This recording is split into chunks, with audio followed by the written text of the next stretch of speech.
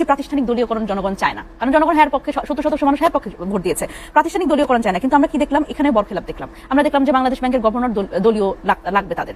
আমরা দেখলাম যে ঢাকা বিশ্ববিদ্যালয়ে এখন পুরোপুরিভাবে সফলভাবে তারেক সরকার দলীয়করণ করতে সক্ষম হয়েছে আজকে, সেজন্য আমি ওনাদের অভিনন্দন জানাই। ওনারা আজকে একদমই প্রক্টর থেকে শুরু করে সব ওনাদের দলীয় বসাতে পেরেছে। একজন ডিআইজির কথা আমরা শুনলাম, ঢাকা রেঞ্জের উনি ডিআইজি, ওনার নাম সম্ভবত রেজাউল করিম মল্লিক।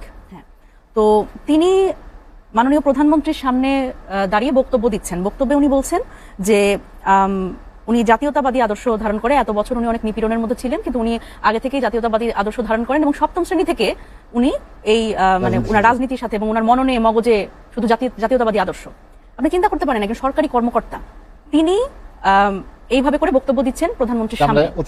এটা আমরা অতীতে দেখেছি, আমরা দেখেছি পুলিশকে জয় বাংলা স্লোগান দিতে, আমরা এটাও দেখেছি। এখন আবার সেটা এখন আমার কাছে মনে হচ্ছে যে আগে তো এটা একটা গালি হিসেবে ইউজ করা হতো যে পুলিশ লীগ, এখন সেটা থেকে মানে পুলিশ দল এরকম হয়তো হতে যাচ্ছে সেই ট্রান্সফরমেশনটা। এই যে দেখেন এটা কেন করে আসলে তারা, কেন মানে এই সংস্কৃতির দিকে আবার কেন যাচ্ছেন? এটা হচ্ছে ওই যে একটু ভালো পোস্টিং পাবেন, একটু প্রমোশন পাবেন। আওয়ামী লীগের আদর্শ বলে সবকিছু লুটপাট করা জায়েজ হয়ে যেত, এখন সেই জায়গা দিয়ে কিন্তু যাচ্ছে। আবার জাতীয়তাবাদী আদর্শ ধারণ করি বলে আসলে সবকিছু, সব দুর্নীতি, সব অনিয়ম, এবং একজন সরকারি কর্মকর্তা তিনি প্রধানমন্ত্রীর সামনে দাঁড়িয়ে আসলে এই ধরনের বক্তব্য দিচ্ছেন, এটা আসলে খুবই মানে কি বলবো, আমার মনে হয় যে আবার সে আগের মানে আমাদের আগের আমলে আমরা ফিরে যেতে যাচ্ছি। এখন এই যখন অবস্থা হয় তখন আমাদের আসলে কিভাবে করে খুব আশাবাদী হবো আমি বুঝি না। আর এই জায়গাতে আমার মনে হয় যে খুব গুরুত্বপূর্ণ পরিবর্তনের জন্য সরকারকেও আমরা দেখছি না। এই পরিবর্তনগুলো তারা চায় আসলে জিনিসটা এরকম থাকুক।